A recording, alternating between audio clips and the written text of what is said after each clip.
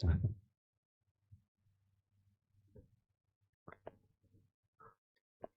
Subhanallah.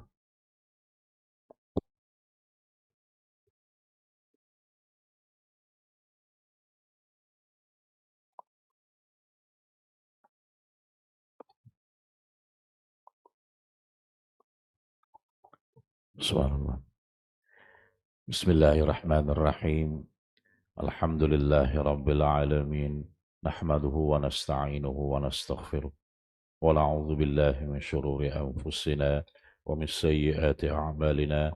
Man yahdihillahu fala mudilla lahu wa man yudlilhu fala hadiya lahu. Asyhadu an la ilaha illallah wahdahu la syarika lah wa asyhadu anna Muhammadan 'abduhu wa rasuluh. أرسله بالهدى ودين الحق ليظهره على دين كله ولو كره الكافرون رب اشرح لي صدري ويسر لي أمري واحلل عقدة من لساني يفقه قولي سبحانك لا علم لنا إلا ما علمتنا إنك أنت العليم الحكيم لا حول ولا قوة إلا بالله العلي العظيم اللهم افتح علينا فتوح العارفين وارزقنا فهم النبيين وإلهامنا ملائكة المقربين وعلى آله وصحبه أجمعين أما بعد. Yang saya hormati pengurusan masjid, pengurusan surau Haji Maksum, Jalan Kamis, ya Tuan Pengurusi, ya Tuan Imam, Tuan Bilal, seterusnya barisan pegawai dan ahli jawatan kuasa, muslimin sidang Jumaat yang dirahmati Allah Subhanahu wa taala. Alhamdulillah, syukur kita kehadrat Allah Subhanahu wa taala kerana dengan limpah izinnya dapat sama-sama kita, Allah taala beri kesihatan kepada kita untuk datang sama-sama dengan tujuan kita untuk melaksanakan satu ibadah yang sangat dituntut dalam tempoh seminggu sekali, ya, yang berada masanya itu pada Sayyidul Ayyam, iaitu penghulu segala hari, iaitu salat Jumaat. Salat Jumaat ini suatu salat yang tidak boleh tidak wajib berjamaah. Tidak ada salat Jumaat yang boleh dilakukan secara ifradi, seorang-seorang, ya. Kalau dulu mungkin masa zaman PKP, ya, kita ini ya telah bertaklid, ya, dengan beberapa mazhab, ya, sehingga kan satu peringkat kita tidak dibenarkan, ya, berada di masjid, ya, hanya orang-orang yang tertentu sahaja. Jadi kita pun bertaklid dengan mazhab yang lain. Ada suatu ketika kita bertaklid dengan mazhab Hanafi, cukup sekadar 3 orang sudah boleh untuk kita laksanakan solat fardu Jumaat, ya. Itu kisah zaman PKP lah. Harap-harap zaman tu tak timbul lagi. Ya, nanti cacah marbah. Kejap kita Hanafi, kejap kita Maliki, kejap kita Syafi'i, kan. Pening kepala. Jadi insya-Allah taala pada hari ini kita akan cerita mengenai 12 golongan yang akan dibangkitkan ketika di mahsyar. Ya, ini sebab saya ambil kuliah Jumaat ni kita sembang-sembang ajalah kan, kita sembang-sembang. Ya. Kata orang tu sebelum masuk waktu kita sembang-sembang, ya. Apabila suatu ketika Sayyidina Mu'az bin Jabal radhiyallahu anhu menghadap Rasulullah sallallahu alaihi wasallam, ya, dan bertanya, "Ya Rasulullah." Ya, ya, Nabi sallallahu alaihi wasallam ditanya oleh Sayyidina Mu'az. Ya, Mu'az ini seorang yang hebat, tuan-tuan, ya. Di antara tergolong dalam golongan sahabat-sahabat besar, ya, Mu'az bin Jabal, ya. Ditanya kepada Rasulullah sallallahu alaihi wasallam, "Tolong jelaskan kepadaku mengenai firman Allah Taala, ya, pada sangkakala ditiup maka kamu sekalian datang berbaris-baris." Ya, apa di ayat ini surah An-Naba? Allah Taala telah berfirman, "A'udzu billahi minasyaitonir rajim. Yauma yunfakhu fis-suri fatatuna afwaja." Ya. Allah Taala berfirman, ya, dalam surah An-Naba, ya, yauma yunfakhu fis-suri fatatuna afwaja, yang bermaksud yaitu pada hari ditiupkan sangkakala. Ya, lalu kamu datang berkelompok-kelompok. Jadi Sayyidina Muaz bin Jabal tanya kepada Rasulullah sallallahu alaihi wasallam, apa cerita tentang kita datang berjumpa dengan Allah Taala secara berkelompok-kelompok. Ya. Apabila mendengar pertanyaan Sayyidina Muaz bin Jabal, Rasulullah menangis. Ya, Rasulullah menangis. Ya, menangisnya baginda Rasulullah ini bukan menangis sebarangan. Ya, menangis Rasulullah ini ketika itu dalam suasana tangisan yang hebat, ya, yang penuh dengan kesedihan sehingga kan baju baginda Nabi sallallahu alaihi wasallam basah dengan air mata, ya. Saya dah beritahu mungkin dekat sini, ya, bagaimana orang Arab nih kalau dia menangis sikit-sikit ni tak ada jadi hal. Ya, kan orang Arab ni dengan jambangnya yang hebat, ya. Bila dia menangis bersangatan, pastinya air matanya berjurai-jurai, ya, bercucuran, menyebabkan janggutnya dan pakaiannya basah. Ini tangisan yang tersangat-sangat lah, ya. Lalu Nabi sallallahu alaihi wasallam menjawab dengan sabdanya, "Wahai Muaz, engkau telah bertanya kepada aku perkara yang amat besar dan dahsyat." Ini Nabi sallallahu alaihi wasallam bersabda, "Hai Muaz, kau tanya ni suatu perkara yang hebat, ya, yang dahsyat. Aku nak cerita pun masya-Allah." Sampai Nabi sangat sedih ketika itu, ya. Perkara yang amat besar dan dahsyat, bahawa umatku akan digiring, dikumpulkan berbaris-baris menjadi 12 barisan, masing-masing dengan pembawaan mereka sendiri, ya. Dalam kitab Ar-Ruh, ya, karangan Syekh Allahumma salli ala Muhammad, siapa lupa pula nama pengarang dia, kitab Ar-Ruh ini diceritakan bagaimana apabila kita meninggal dunia besok, kita masuk kubur, betul tak kan? Ada yang meninggal dunia tak masuk kubur. Mesti meninggal dunia nak masuk kubur. Suasana kubur ni berbagai-bagai. Ada yang meninggal dalam laut, kubur dia laut. Ada yang meninggal dalam hutan, kubur dia hutan lah. Ya, tidak semestinya kubur yang digali naik van jenazah itu dianggap kubur, tak. Ya, tidak semestinya yang diangkat daripada rumah masuk dalam keranda, masuk van jenazah dipermakamkan di perkuburan yang biasa atau itu diistilah sebagai kubur, tidak. Kubur adalah suatu tempat, ya, di mana Allah Subhanahu wa taala akhiri hayat kita dan kita terletak kat situ. Sama ada dekat tanah perkuburan ke, dalam laut ke, lagi apa? Dalam rumah ke, asalkan kita mati, dekat situlah tempat yang distilahkan sebagai kubur, kan? Kan kita kan contohnya kan bila tiba-tiba pula, ya, jatuh dalam laut tak jumpa sampai 20 tahun tak jumpa, kan, kan tak jumpa, itulah laut kita, kubur kita. Jadi soal mungkar nakir akan berlaku, tuan-tuan.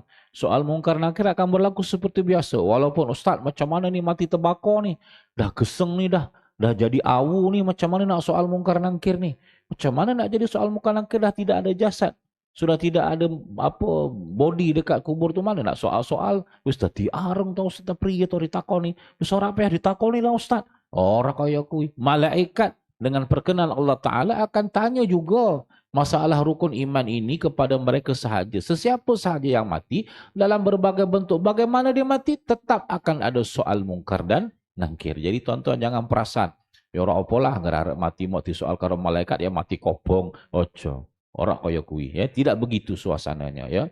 Jadi ketika kita dibangkitkan dari kubur, apabila tiupan sangkakala yang kedua, maka Allah Ta'ala telah perkenankan segala hambanya yang hidup, ya, sejak daripada zaman Nabi Allah Adam alaihi salam sehinggalah berlakunya hari kiamat, maka Allah Ta'ala perkenan untuk dihidupkan semula, ya. Jadi siapa orang yang pertama dihidupkan? Pastinya Rasulullah sallallahu alaihi wasallam. Orang yang kedua adalah sahabat baginda Nabi Sayyidina Abu Bakar yang terletak makamnya bersebelahan dengan makam baginda Nabi. Selepas itu Sayyidina Umar yang terletak bersebelahan daripada Sayyidina Abu Bakar. Ya. Selepas itu siapa? Mereka yang berada di Maqbarah Baqi Al-Gharqad, ya, di Madinah.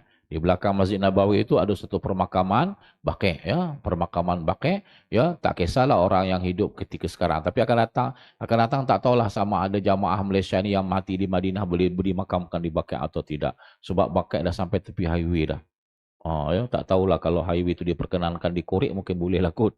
Tapi isu dia tidak ada masalah. Selepas Baqi, permakaman Ma'laq, Tempat Sayyidina Khadijah dipermakamkan, itu adalah tempat yang keempat dibangkitkan. Seterusnya manusia ini selepas itu dibangkitkan. Mungkin di Jeddah, mungkin di Riyadh, di mana-mana tempat permakaman dekat. Sini kuburnya kat mana ya? Kubur di sini? Kampung Budiman. Mungkin lepas tu Kampung Budiman. Kita dekat mana-mana, wallahualam. Sebab kita tidak tahu kita dimakamkan di mana.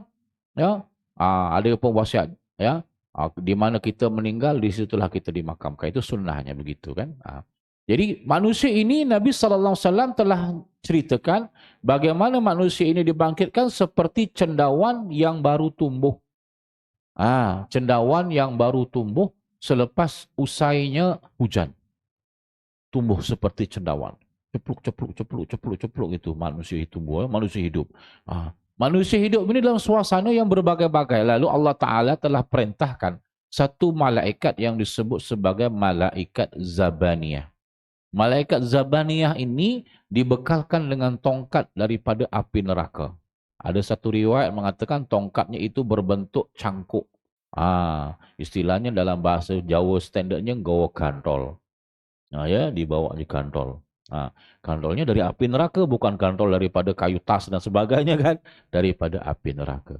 Lalu Nabi SAW menyatakan manusia ini dibangkitkan daripada kubur dan digiring ke mahsyar dalam 12 kelompok. 12 kelompok. Ini yang kita nak tahu kita berada di kelompok yang mana. Kita berada di kelompok yang mana. Nabi dalam suasana tangisan yang bersangatan, Nabi bersabda, pada barisan yang pertama, diiring dari kubur dengan tiada bertangan dan berkaki. Allah Ta'ala takdirkan, dibangkitkan daripada kubur, dalam suasana tidak ada tangan, tidak ada kaki. Tidak ada tangan, tidak ada kaki. Sedangkan mereka ini ketika hayatnya di dunia, seorang yang sempurna fizikal, sempurna tubuh badan, ada tangan, ada kaki, wayahi dibangkitkan, maka tiba-tiba tangannya kudung, sekele kudung, orang dua tangan, orang dua kaki. Ya, keadaan ini dijelaskan melalui satu seruan di sisi Allah Ta'ala yang Maha Pengasih. Ya, mereka itu adalah orang-orang yang suatu hidupnya menyakiti hati tetangganya. Ya, maknanya sentiasa luruan, sentiasa tidak baik, sentiasa gaduh, sentiasa berselisih faham dengan jiran tetangga.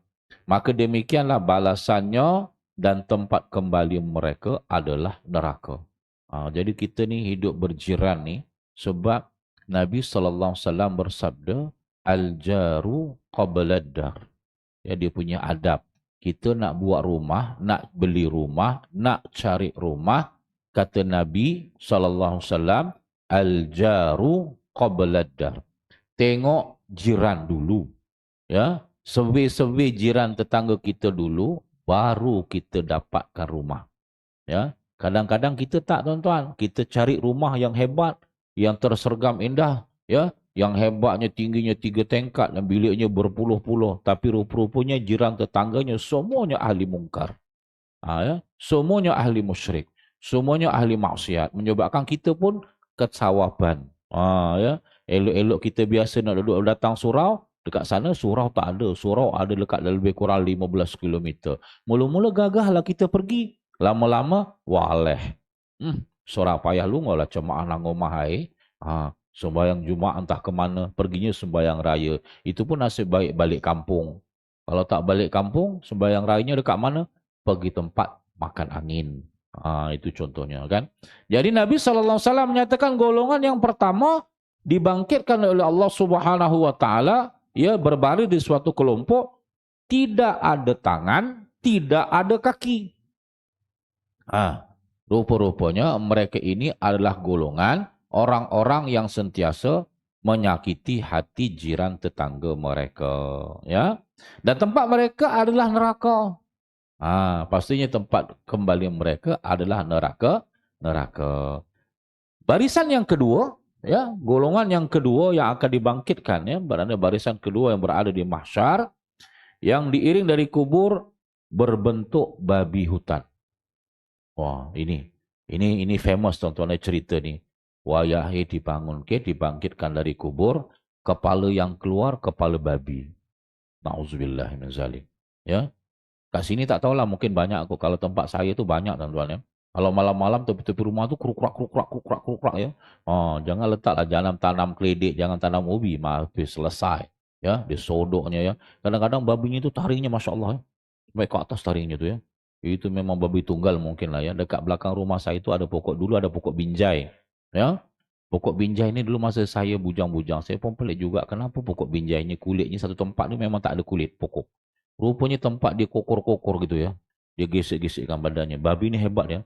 Kulitnya Masya Allah. Katanya babi tunggal katanya. Tapi tak pernah ada orang pun yang tembak dia kan. Kalau tembak mantul, boleh kejar tu ya.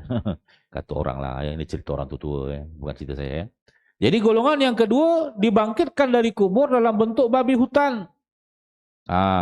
Datanglah suara di sisi Allah Ta'ala yang maha pengasih. Mereka itu adalah orang yang suatu hidupnya merengan-rengankan atau meremeh-remehkan salat 5 waktu. Ya, maka inilah balasannya, meremeh-remehkan salat 5 waktu. Ya, apa repote wong garap ini dalam syair Jawa ya, dalam satu syair. Ya, saya teringat dalam untuk guru saya beritahu, dia cakap ada satu syair Jawa, repote dadi pedagang, salate digawe gampang. Apa maneh kok wayahe dagangane laris, urung salat yo ngakune wis. Repote wong garap sawah, salate sak wayah-wayah. Apa maneh kok pinuju tandur, salate diundur-undur. Repote. Apa meneh ya? Tadi apa pedagang, orang sawah lagi. Repote. Dadi pedagang, dadi wong garap sawah. Dan banyak lagi lah tontonnya, saya lupa syair dia. Ini syair Jawa ya. Maknanya solat kita ini kita anggap hanya mengisi masa lapang. Alah tak apalah, ini tak sibuk solat lah. Ini sembahyang Jumaat ni, timing dah ada, okeylah, bolehlah datang, tak ada masalah. Macam saya datang awal, pasal hari ini tiba-tiba sekolah masuk waktu lambat, boleh datang awal. Kan? Kalau tidak, macak tuan-tuan ya. Jadi, kita menganggap bahawa meremehkan solat itu suatu perkara yang biasa. Ini kadang-kadang kita. Ya. Lagi satu, suka menjamakkan. Itu sama. Ya. Jamak tu kadang-kadang kata orang nasib baik dia buat. Kalau dia buat jamak takyah, lagilah masalah. Udahlah jamak takyah. Jamak sorak payah. Jamaknya macam mana tuan-tuan ya? Ya, dia cakap, alah, kita kan orang yang dah pencen ni dah uzur. Tengok ya, dia menggunakan kalimah uzur dia. Ini kadang-kadang orang tu. Memang betul dalam fiqh syar'i, dalam fiqh salat, dia ada suatu perkara yang boleh kita menjamakkan solat kita kalau kita uzur. Contohnya orang yang ada penyakit salsal baul, maknanya kencing tidak tos. Kan? Kencing tidak tos. Jadi dia boleh menjamakkan solat zuhur dengan asar. Dia mentaakhirkan zuhur sehingga dia selesai zuhur dari tersebut asar. Boleh. Itu dibenarkan kalau contohnya dia ada penyakit. Ini kita sehat walafiat. Orang yang sakit ni kenapa? Dia bawa kantong kencing. Kan? Jadi dia pun dah sampai hujung waktu kan. Dia pun bersih. Kan? Dia bersih. Terus sembahyang zuhur. Dah habis sembahyang zuhur, dah masuk waktu terus sembahyang asar. Sebab dia tahu lepas tu confirm. Milih lagi. Memang confirm tidak bersih dan sebagainya. Itu boleh. Itu dibenarkan. Tapi kita menggunakan hujah sedemikian. Dia cakap, alah boleh kok. Kita dah rehat-rehat lah. Kita solat-solat ujung-ujung. Ya. Sembahyang isyaknya pukul berapa? Sembahyang isyaknya dah nak subuh. Kenapa? Yalah sekali tahajud lah Ustaz. Wah, pandai dek ngero-ngero ya. Itu Masya Allah. Jadi bila di akhirat besok, dekat mahsyar, Allah Ta'ala takdirkan dia dibangkitkan dalam muka kepalanya seperti kepala babi. Jadi kita tahu, ini ya, sebab kadang-kadang kita tak cakap pun. Suara daripada arasy Allah Ta'ala menyatakan, ini kelompok orang yang meremehkan salat. Maka tempatnya adalah neraka. Tengok tuan-tuan. Malu tak malu? Malu kita tuan-tuan. Tongol-nongol dah sebab kan. Walah muka handsome ketika di dunia. Allah Ta'ala bangkitkan pada kelompok yang kedua berbentuk babi hutan. Ya. Pada barisan yang ketiga, mereka akan digiring dari kubur berbentuk keldai. Ini himar. Himar. Ya. Pernah tengok keldai, tuan-tuan? Keldai ini satu jenis. Bagal satu jenis. Ya, keldai, himar ini memang suatu jenis lah ya. Dan himar atau keldai ini spesies binatang yang mempunyai suara paling buruk di dunia. Ya, dalam hadis Nabi banyak dinyatakan bagaimana suara keldai ini suara yang sangat buruk. Ya, saya pun tak boleh nak mengajuk suara keldai. Ya, baru-baru ni saya di Madinah, ya, balik pergi ke Badar, ya, masa tu pergi ziarah ke Bi'rur Rawhah. Ya, Bi'rur Rawhah. Ya, tuan-tuan pergi, tuan-tuan ya, pergi ke Makmarah Badar. Di situ ada suatu telaga sebelum sampai dekat Badar tu ada namanya Bi'rur Rawhah, iaitu Telaga Rawhah. Telaga Rawhah ni telaga yang diziarahi oleh semua nabi-nabi yang hidup sebelum Nabi sallallahu alaihi wasallam. Pergi Bi'rur Rawhah, ya. Saya pun tengok-tengok kat sana masih lagi ada jual gilin-gilin botol-botol untuk ambil air daripada Bi'rur Rawhah. Kerana di Bi'rur Rawhah ini satu-satunya telaga yang dulu asalnya tidak sehat, kotor dan sebagainya, akhirnya Nabi tawarkan dia dengan berkumur-kumur dan meludahkan semula ke dalam telaga. Nabi berdoa, barang siapa yang mengambil air daripada Bi'rur Rawhah ini, dia boleh mengubati berbagai-bagai jenis penyakit. Sebab itu orang sekarang kalau pergi Bi'rur Rawhah ni, masing-masing beli botol, ambil air. Cuma tak tahu boleh bawa balik Malaysia ke tidak. Saya nak bawa balik Malaysia, tapi takut nanti kat immigration tangkap kan, jadi tak adalah, saya tak jadi bawa balik kan. Beli juga, beli botol ya. Air free, botol beli. Itu di Bi'rur Rawhah. Jadi dekat sana banyak keldai. Di kawasan persekitaran telaga itu banyak keldai. Ya. Jadi ada satu kelompok yang ketiga ini apabila dibangkitkan daripada kubur, mereka akan berbentuk seperti seekor keldai. Yang tadi babi, ini keldai. Sedangkan perut mereka laksana gunung penuh dengan ular dan kalajengking. Dahlah di perut kepalanya seperti keldai, perutnya membusung. Ya, perutnya membusung, besar perutnya. Ya datang ketika keliling itu tiba-tiba perutnya pecah. Penuh dengan ular dan kalajengking ya. Jadi di sisi Allah Ta'ala ada satu suara mengatakan mereka itu adalah orang yang enggan membayar zakat. Ya, maka inilah balasannya dan tempat kembali mereka adalah neraka. Ya, udahlah kepala keldai, perutnya membusung, tengah berjalan-jalan kesenggol monowoni pecah. Bila pecah keluar ular dan kalajengking. Ya, itu balasan bagi mereka yang tidak mahu mengeluarkan zakat. Ya. Pada barisan yang keempat ataupun pada kelompok yang keempat, ya, digiring daripada permakaman kubur-kubur mereka menuju ke mahsyar dengan mulut yang memancurkan darah seperti air pancuran. Kita kalau dalam dunia mulut kita terpancur darah, iki santet ni. Kan? Biasa macam tu kan? Ini santet. Tapi dekat mahsyar besok ada golongannya begini. Ya, sambil-sambil berjalan menuju ke mahsyar, ya, untuk dihisab dan sebagainya, mulutnya tidak berhenti-henti keluar darah. Muntah darah dan sebagainya, ya. Lalu datanglah suara di sisi Allah, mereka itu adalah orang yang berdusta di dalam jual beli, maka itulah balasannya. Maknanya dia seorang perniaga tapi ceritanya bohong saja. Ini barang baik bang, ini barang bagus bang. Kan tak percaya ini barang ori bang. Kadang-kadang lagi dasarnya dia tak menipu. Ini bukan barang ori bang, tapi ini barang kopi ori. Kita pun ya. Berapa harga? Kalau ori bang harga 1,000 bang. Kali ini sebab dia kopi ori kita jual 600 bang. Jadi orang pun, pelanggan-pelanggan pun terpedaya. Istilahnya kan saya teringat dulu zaman-zaman saya kecil-kecil dulu sekolah menengah kan dia pun ada kan jual lelong kan, dia tepuk dia punya dia punya dulang tu pop biar hancur kota Paris, biar lebur asal laris katanya. Dia pun cerita yang bagus-bagus, cerita temberang, padahal benda tu tak ada apa-apa pun, tidak ada kualiti, dia menipu. Jadi ketika berada di mahsyar, mereka ini Allah Ta'ala akan bangkitkan dalam suasana mulutnya sentiasa memuntahkan darah. memuntahkan darah.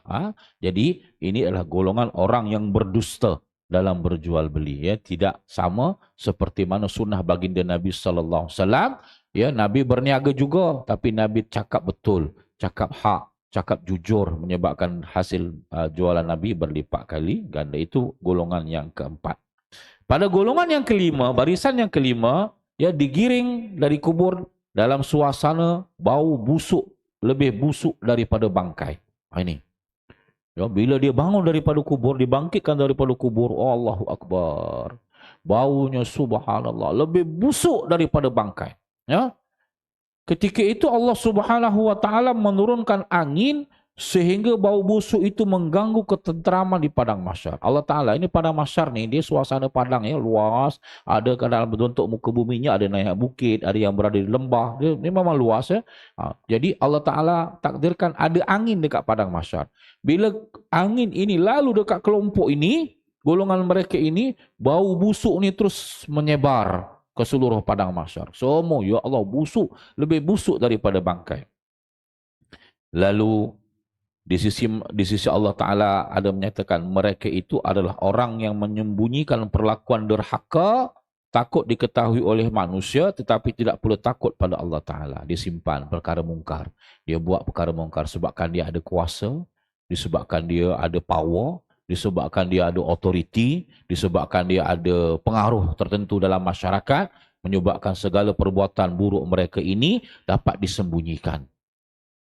Tapi bukan sahaja mereka tidak takut pada Allah Ta'ala, mereka rasa bangga dengan kemungkaran yang telah mereka buat. Ini. Mereka inilah. Ya. Lalu tempat pulang mereka adalah neraka. Ya. Biasanya orang yang seperti ini, mereka tampak baik di depan umum. Padahal, mereka adalah pelopor kemungkaran. Maka itulah balasannya, tempat mereka kembali adalah neraka. Baik. Itu golongan yang kelima. Pada golongan yang keenam, ya, diiring dari kubur dalam keadaan tengkuk dan tenggorokan mereka terputus dari badan. Ini kalau nak tengok cerita hantu yang pegang kepala. Lebih kurang macam itu. Tapi hidup. Kan kita kalau kita tu momok tu. Kita pun takut ke anak cucu kita. Tengok kepala, ya, macam hantu Jepun, dia pegang kepala. Tuan-tuan, dekat mahsyar ada begitu, tuan-tuan. Tuan-tuan jangan ingat itu cerita orang tua-tua. Dekat mahsyar ada satu kelompok orang yang dia dibangkitkan daripada kubur, kepalanya terputus dari badan. Dipegang. Hidup, tuan-tuan. Jalan. Digiring pergi ke mahsyar. Ya. Lalu di sisi Allah Subhanahu wa taala menyatakan mereka adalah orang yang menjadi saksi palsu. Maka inilah balasannya dan tempat kembali mereka adalah neraka. Ini. Jadi saksi palsu. Sebab semata-mata mengejar wang, mengejar sesuatu imbuhan, mereka telah menidakkan kebenaran. Ya, mereka menjadi saksi palsu. Ini dalam hal-hal yang tertentu lah, tuan-tuan maklum ya. Pada barisan yang ketujuh, ya, diiringi dari kubur tanpa mempunyai lidah. Ya, dibangkitkan dari kubur, lidah tak ada. Tetapi dari mulut mereka mengeluarkan nanah dan darah.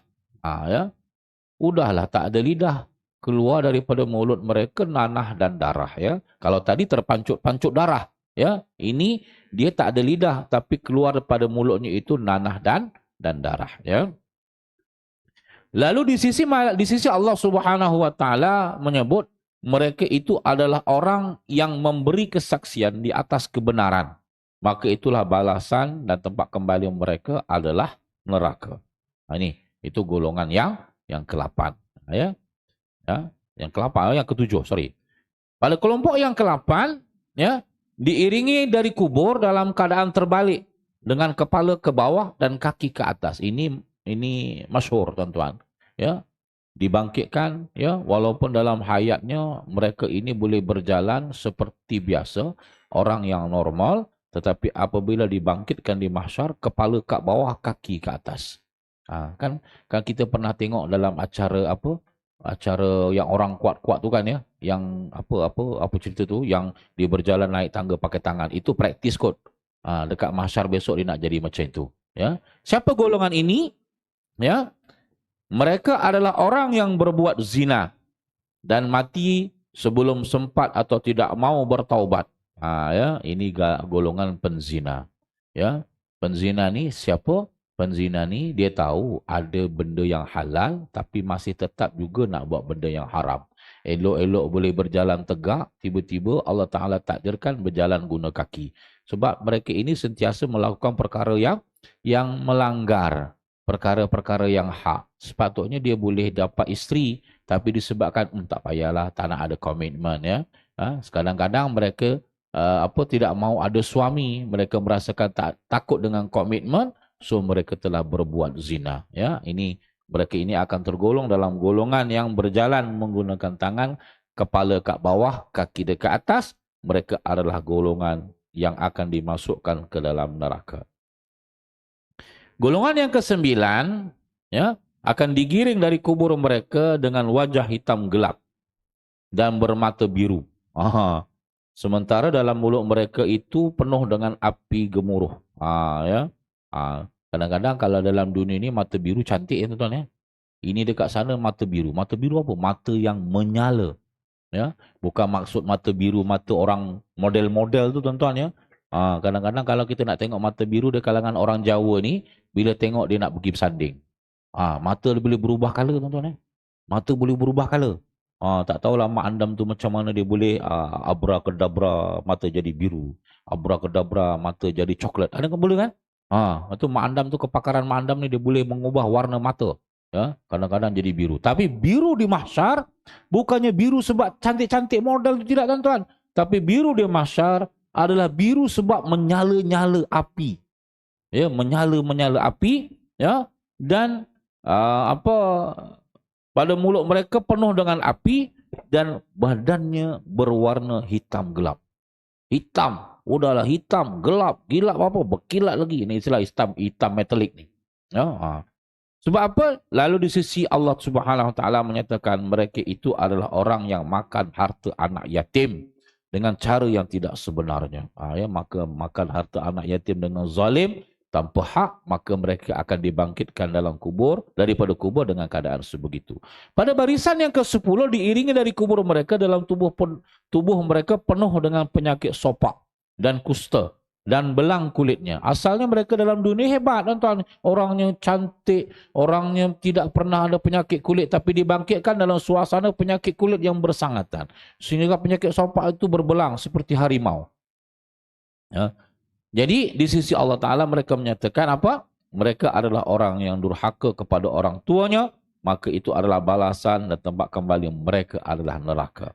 Baik, golongan yang ke-11. Ya. Diiringi dari kubur mereka dalam keadaan buta mata, kepala dan hati. Gigi mereka memanjang seperti tanduk lembu jantan. Ya, bibir mereka melebar sampai ke dada dan lidah mereka terjulur memanjang sampai ke perut, bahkan sampai ke peha. Dan mulut keluar beraneka kotoran. Tuan-tuan telah melihat imajinasi ini. Tuan-tuan tengok cerita apa dalam TV tu, yang cerita apa, yang orang yang gigi taringnya besar-besar apa?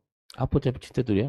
Saya pernah tengok cerita tu. Ini imajinasi Kristian tentang golongan ini. Ya, di mana bibirnya tebal, giginya taringnya panjang, ya seperti tanduk lembu. Apa tak cerita tu? Saya pun terlupa lah ya. Tadi saya ingat, sebab dalam kereta tu saya ingat. Tiba-tiba dah kena dilupa pula ya. Sebab agaknya tuan-tuan tidak dibenarkan tengok cerita tu kan kot. Wallahualam, mungkin begitu ya. Jadi mereka ini apa?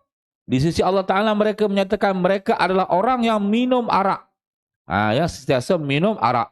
Maka inilah adalah balasan mereka dan tempat kembali mereka adalah neraka. Jadi golongan yang terakhir yang berada di mahsyar ketika itu berada di barisan atau kelompok yang ke-12. Ya. Mereka diiringi dari kubur dengan wajahnya yang bersinar-sinar laksana bulan purnama. Ya. Mereka melalui titian sirat seperti kilat. Maka datanglah suara di sisi Allah Ta'ala yang maha pengasih memaklumkan. Mereka adalah orang yang beramal saleh dan banyak berbuat kebaikan. Ya. Mereka menjauhi perbuatan durhaka. Mereka memelihara salat 5 waktu. Ketika meninggal dunia, mereka dalam keadaan sudah bertaubat. Maka inilah balasan dan tempat kembali mereka adalah syurga, mendapat keampunan, kasih sayang dan keredaan Allah Subhanahu wa taala. Jadi ada 12 golongan nih tuan-tuan. 12 golongan ini kita kena pastikan kita nak berada di mana.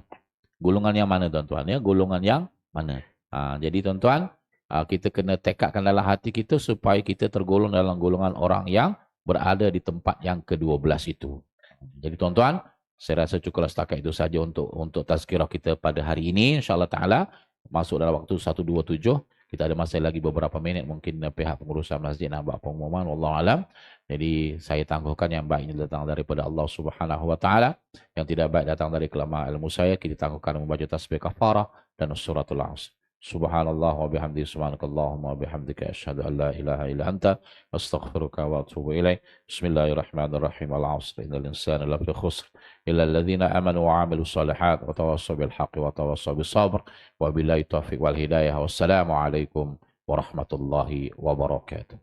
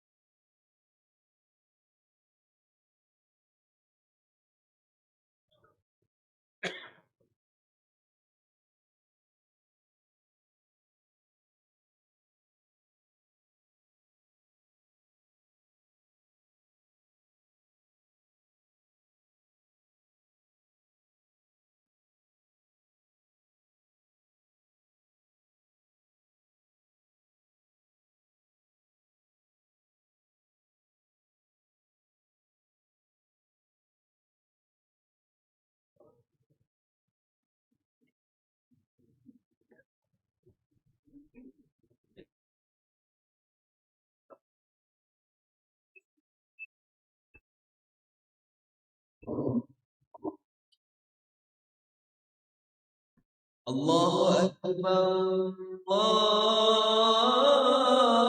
الله أكبر الله أكبر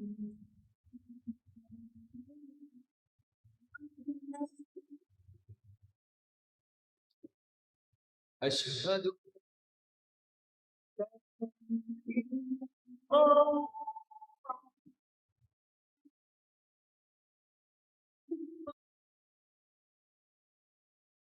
أشهد الله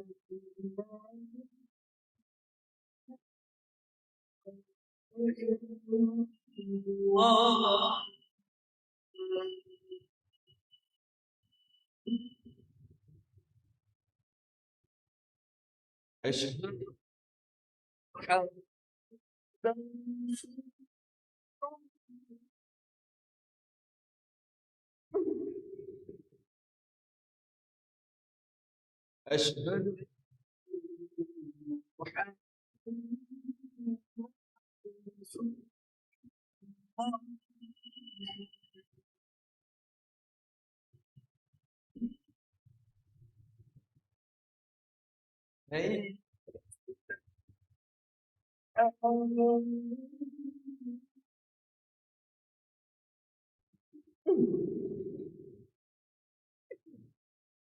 حي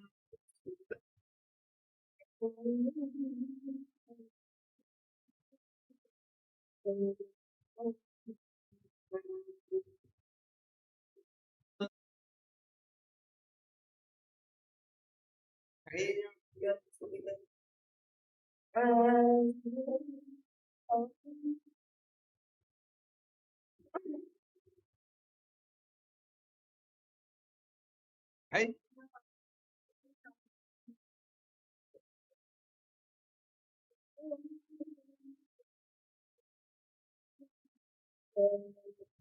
Allah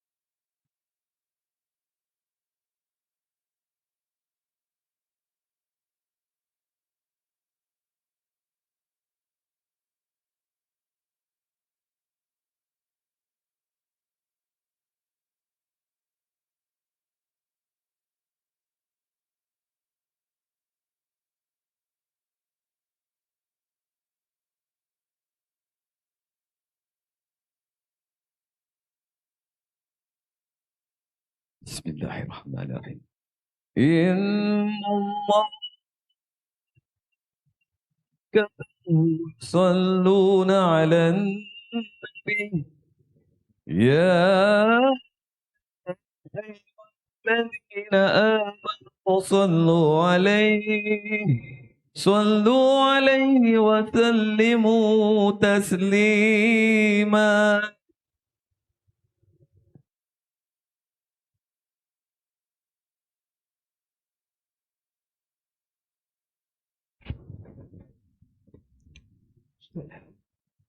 Assalamualaikum warahmatullahi wabarakatuh.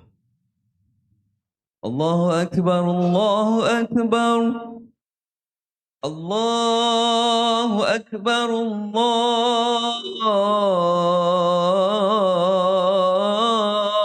Akbar. أشهد أن لا إله إلا الله. أشهد أن لا إله إلا الله.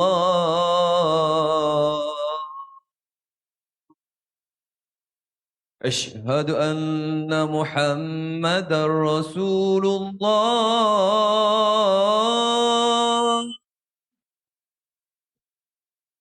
أشهد أن محمدا رسول الله.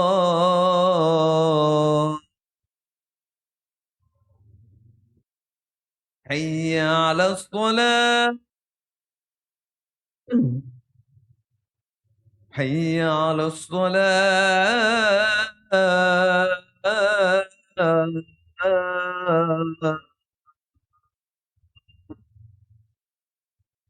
حي على الفلاح. حي على الفلاح.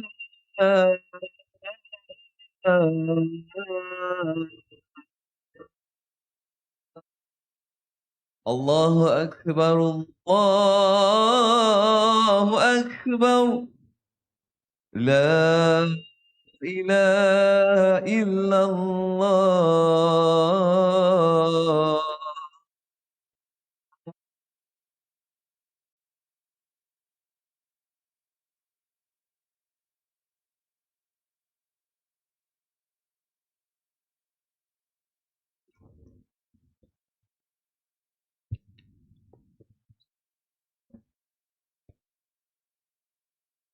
Alhamdulillah.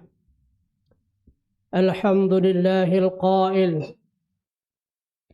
إنني أنا الله لا إله إلا أنا فاعبدني واقم الصلاة لذكري. أشهد أن لا إله إلا الله وحده لا شريك له وأشهد أن محمدا عبده ورسوله. اللهم صل وسلم على سيدنا محمد وعلى آله وصحبه أجمعين.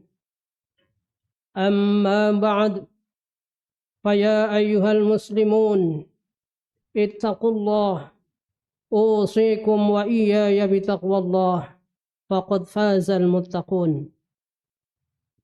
قال الله تعالى: يا أيها الذين آمنوا اتقوا الله حق تقاته ولا تموتن إلا وأنتم مسلمون. Muslimin yang dirahmati Allah Subhanahu wa taala sekalian, saya menyeru agar kita bersama-sama meningkatkan ketakwaan kita kepada Allah Subhanahu wa taala dengan melaksanakan segala perintahnya dan meninggalkan segala larangannya.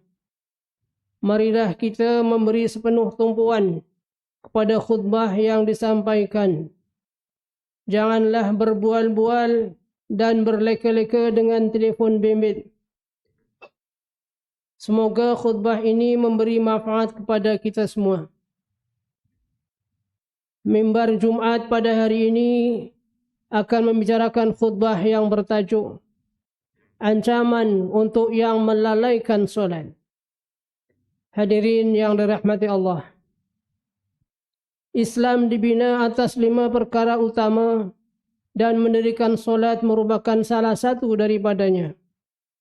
Kewajiban mendirikan solat terletak di atas bahu umat Islam yang mukallaf, baik lelaki maupun wanita, yang perlu dilakukan dalam waktu yang telah ditetapkan. Banyak ayat-ayat Al-Quran yang memerintahkan umat Islam untuk mendirikan solat. Firman Allah Subhanahu wa taala menerusi surat An-Nisa ayat 103. A'udzu billahi minasyaitonir rajim. Innas salata kanat 'alal mu'minina kitaban mawquta. Sesungguhnya sembahyang itu adalah satu ketetapan yang diwajibkan atas orang-orang yang beriman, yang tertentu waktunya. Solat dapat membersihkan diri umat Islam daripada dosa-dosa kecil masa lalu kita. Dengan itu, solat yang didirikan secara istiqamah dalam semua keadaan akan membawa kita dekat dengan Allah Subhanahu wa taala dan senantiasa berada dalam rahmat-Nya.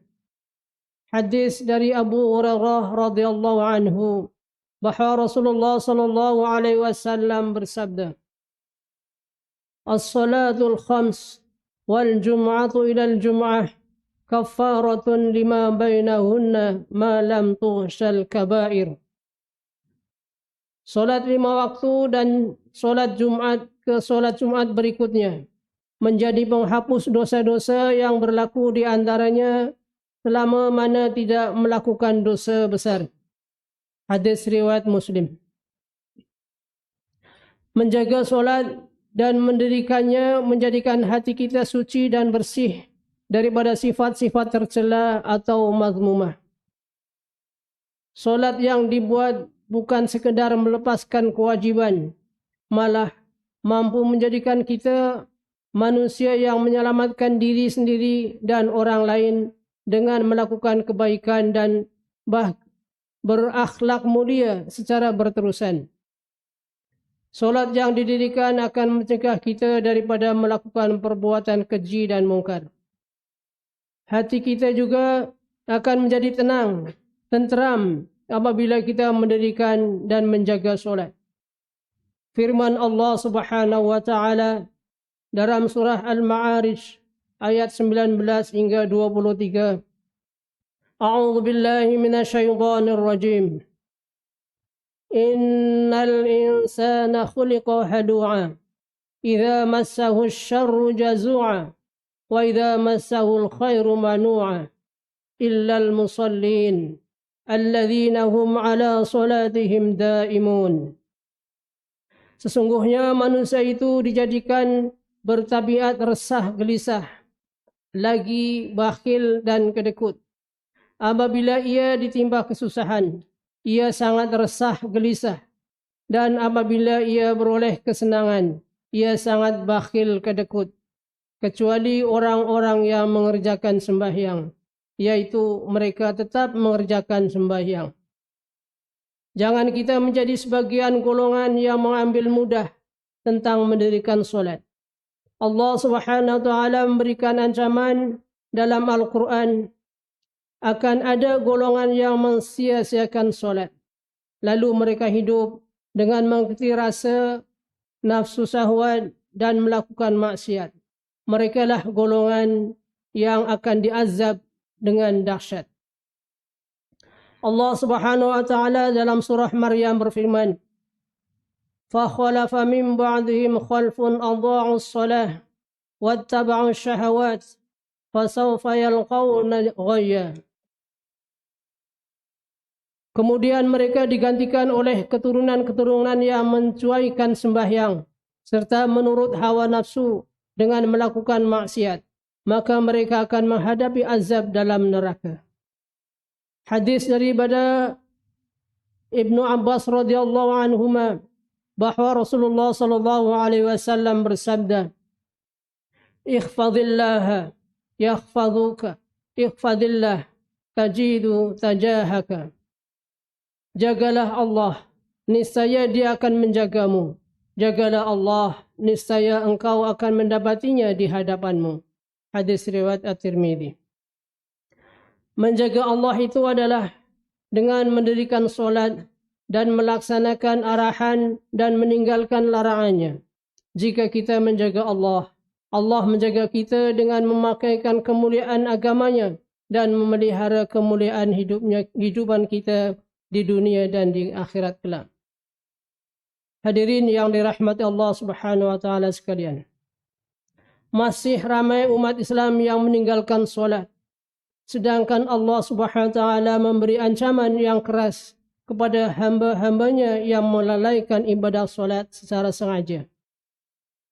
Walau dalam apa jua keadaan sekalipun. Firman Allah Subhanahu wa taala dalam surah Al-Mudaththir ayat 42 dan 43. Ma salakakum fi saqar? Qalu lam naku minal musallin. Setelah melihat orang-orang yang bersalah itu, mereka berkata, apakah yang menyebabkan kamu masuk ke dalam neraka? Orang-orang yang bersalah itu menjawab, kami tidak termasuk dalam kumpulan orang yang mengerjakan sembahyang. Rasulullah SAW turut membuat perbandingan di antara orang yang beriman dengan orang yang kufur.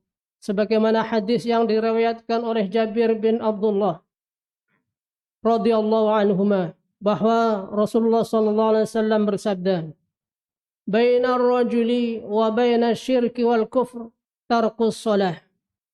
Beza di antara seorang yang beriman dengan yang syirik dan kufur adalah meninggalkan salat. Hadis riwayat Muslim. Seseorang boleh dihukumkan kafir sekiranya dia menafikan kewajiban salat. Mereka yang terlupa atau sengaja melalaikan ibadah solat dalam waktunya, wajiblah ia menggantikannya dengan segera dalam waktu yang lain. Hukumnya berdosa dan wajib segera bertaubat bagi mereka yang sengaja melalaikannya. Oleh itu, marilah kita tanamkan tekad dalam diri dan menyeru ahli keluarga kita untuk terus bersama-sama istiqomah mendirikan solat fardu 5 waktu. Berusaha untuk melakukan solat secara berjamaah di masjid atau surau. Sempurnakanlah solat kita dengan melakukan solat-solat sunat, seperti solat sunat qabliyah dan ba'diyah. Muslimin yang dirahmati Allah sekalian. Bagi mengakhiri khutbah, marilah kita semua mengambil pengajaran terhadap perkara-perkara berikut. Yang pertama, umat Islam hendaklah meyakini bahawa arahan untuk mendirikan solat fardu 5 waktu datangnya daripada Allah Subhanahu wa taala. Yang kedua, umat Islam hendaklah sedar bahawa azab siksa yang pedih akan ditimbakan ke atas mereka yang melalaikan ibadah solat. 3. Umat Islam hendaklah yakin dengan janji dan jaminan rizki daripada Allah Subhanahu wa taala kepada mereka yang menjaga solat. A'udzu billahi minasyaitonir rajim. Wa'mur ahlaka bis-salati wastabir 'alaiha. La nas'aluka rizqa. Nahnu narzuquk wal 'aqibatu lit-taqwa. Dan perintahkanlah keluargamu serta umatmu mengerjakan sembahyang dan hendaklah engkau tekun bersabar menunaikannya. Kami tidak meminta rezeki kepadamu. Bahkan kamilah yang memberi rezeki kepadamu dan ingatlah kesudahan yang baik adalah bagi orang-orang yang bertakwa. Surah At-Taha 132. Barakallahu li wa lakum fil Qur'anil azim wa nafa'ani wa iyyakum bima fihi minal ayati wal dzikril hakim wa taqabbala minni wa minkum tilawatah innahu huwas sami'ul alim. أقول قولي هذا وأستغفر الله العظيم لي ولكم ولسائر المسلمين والمسلمات فاستغفروه إنه هو الغفور الرحيم. بسم الله. اللهم إنا نسألك بحرمة هذا اليوم المبارك أن تكشف عنا كربتنا وأن تغفر لنا ذنوبنا وأن ترزقنا من حيث لا نحتسب برحمتك يا أرحم الراحمين والحمد لله رب العالمين.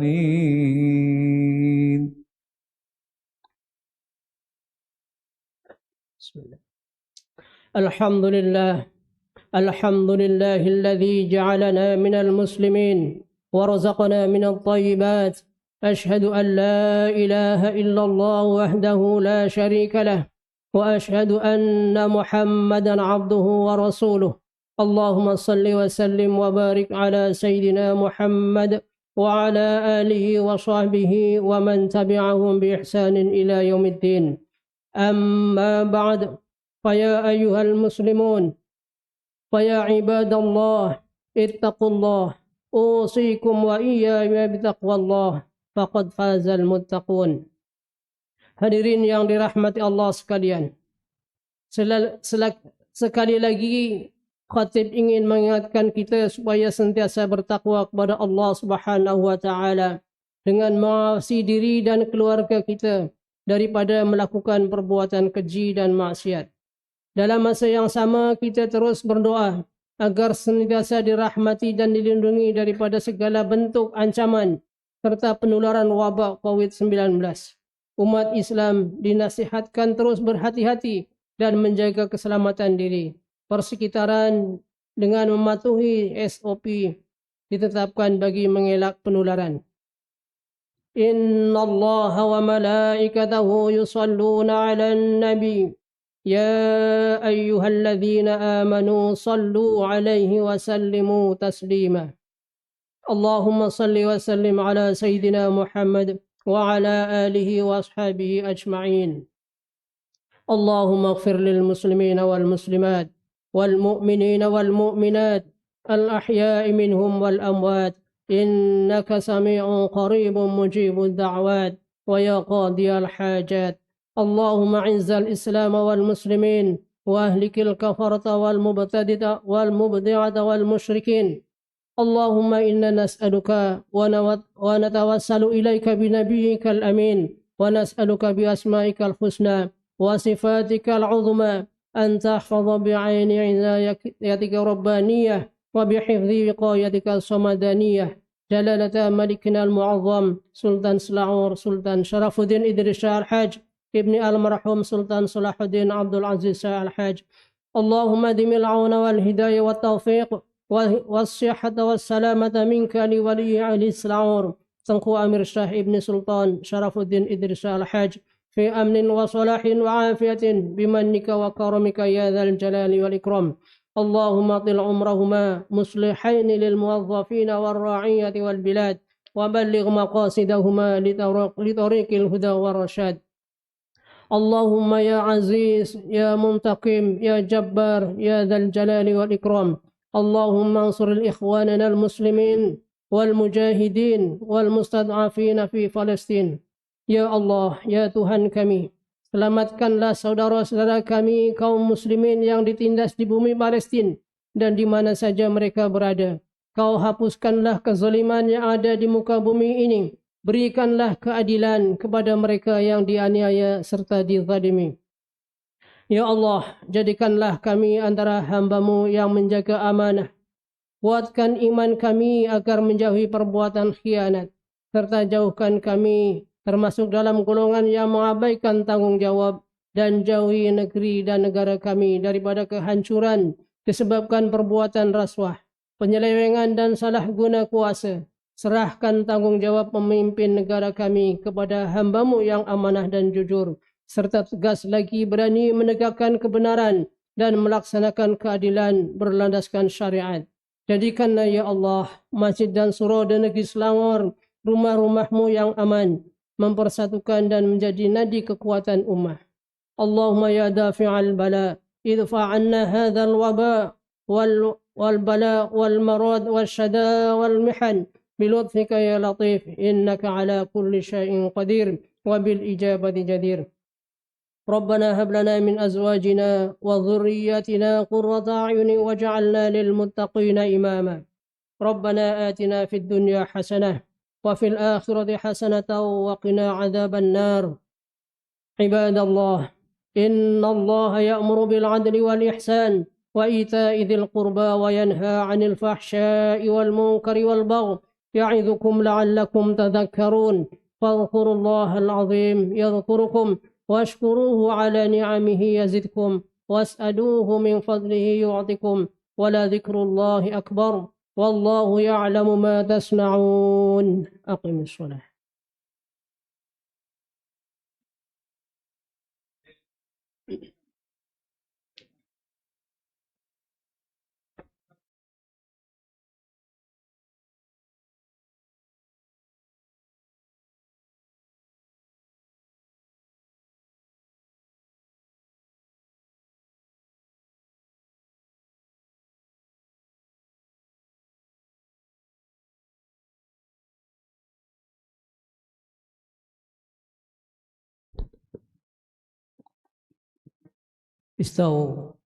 Istawa atadilu sufa.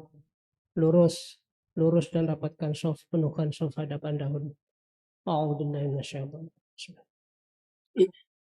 الله أكبر الله أكبر أشهد أن لا إله إلا الله أشهد أن محمدا رسول الله حي على الصلاة حي على الفلاح قد قامت الصلاة قد قامت الصلاة الله أكبر الله أكبر لا إله إلا الله.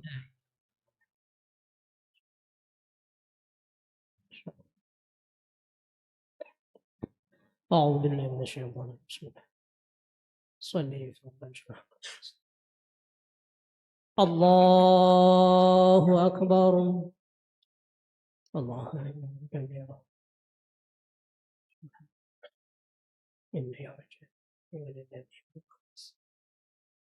إن صلاة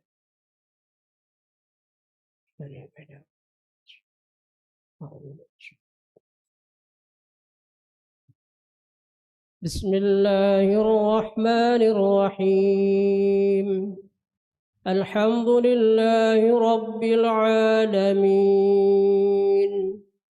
الرحمن الرحيم مالك يوم الدين إياك نعبد وإياك نستعين اهدنا الصراط المستقيم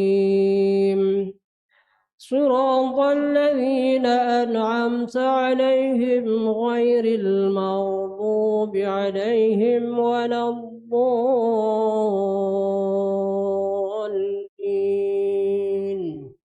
آمين.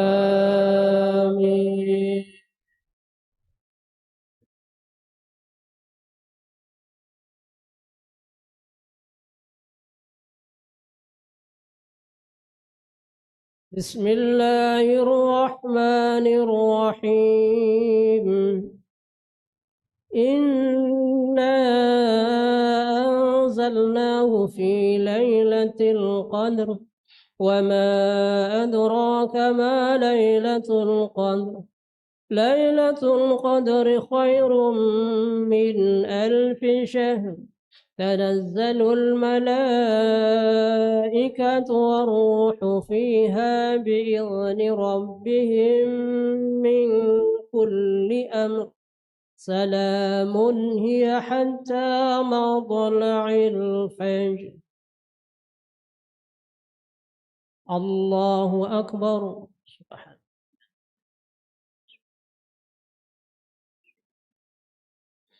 سمع الله لمن حمده ربنا الله أكبر.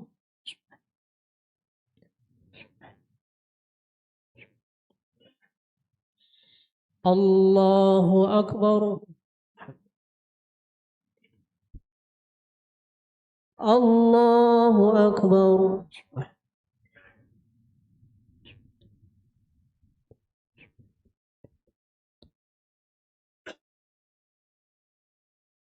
الله أكبر. بسم الله الرحمن الرحيم الحمد لله رب العالمين الرحمن الرحيم مالك يوم الدين إياك نعبد وإياك نستعين اهدنا الصراط المستقيم صراط الذين أنعمت عليهم غير المغضوب عليهم ولا الضالين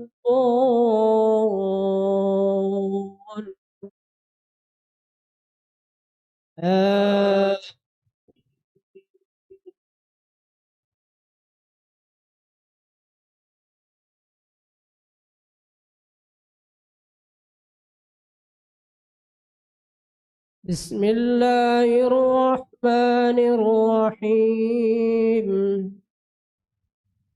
ألم تر كيف فعل ربك بأصحاب الفيل ألم يجعل كيدهم في تضليل وأرسل عليهم طيرا أبابيل ترميهم بحجارة من سجيل فجعلهم كعصف مأكول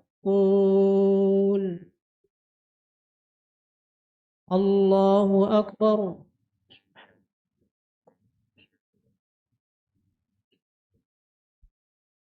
سمع الله لمن حمده ربنا الله أكبر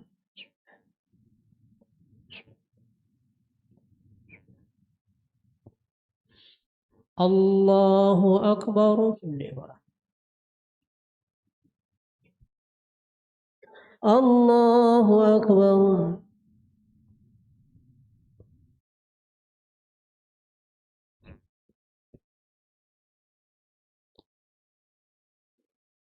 الله أكبر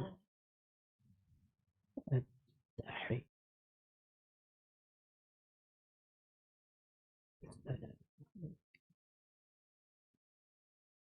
السلام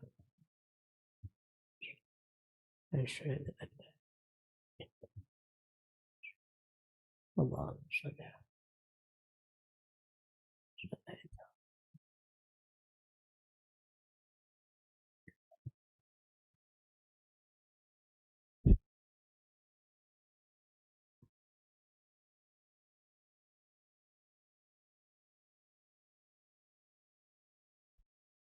السلام عليكم ورحمة الله السلام عليكم ورحمة الله اللهم صل على ذكرك استغفر الله العظيم الذي لا اله الا هو استغفر الله العظيم الذي استغفر الله العظيم الذي لا اله الا الله وحده لا شريك له لا اله الا الله وحده لا اله الا الله وحده لا شريك له اللهم انت السلام منك السلام واليك يعود السلام حينا ربنا بالسلام ودخلنا الجنه دار السلام تبارك ربنا وتعالى أعوذ بالله من الشيطان الرجيم بسم الله الرحمن رب العالمين الرحمن الرحيم مالك الدين إياك نعبد وإياك نستعين اهدنا الصراط المستقيم صراط الذين أنعمت عليهم غير المغضوب عليهم ولا الضالين وإلهكم إله واحد لا إله إلا هو الرحمن الرحيم الله لا إله إلا هو نحن قيوم لا تأخذ سنة ولا نوم له ما في السماوات وما في الأرض من ذا الذي يشفع عنده إلا بإذنه يعلم ما بين أيديهم وما خلفهم ولا يحيطون بشيء من علمه إلا بما شاء وسع كرسيه السماوات والأرض ولا يؤود حفظهما وهو العلي قال مولانا سبحان الله سبحان الله سبحان الله سبحان الله سبحان الله سبحان الله الحمد لله الحمد لله الحمد لله الحمد لله الحمد لله الحمد لله الحمد لله الحمد لله الحمد لله الحمد لله. الله أكبر الله أكبر الله أكبر الله أكبر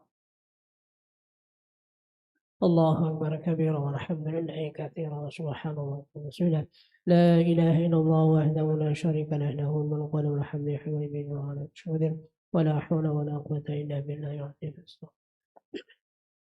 أعوذ بالله السميع العليم من الشيطان الرجيم بسم الله الرحمن الرحيم الحمد لله رب العالمين حمدا شاكرين حمدا يوافي نعمه ويدافع نقمه ويكفي مجيده يا الله يا ربنا لك الحمد كما ينبغي لجلال وجهك وعظيم سلطانك اللهم صل وسلم على سيدنا محمد صلاة تنجينا بها من جميع الأهوال والآفات وتقضي لنا بها جميع الحاجات وتطهرنا بها من جميع السيئات وترفعنا بها عندك على الدرجات وتبلغنا بأقصى الغايات من جميع الخيرات في الحياة وبعد الموت وعلى آله وسلم.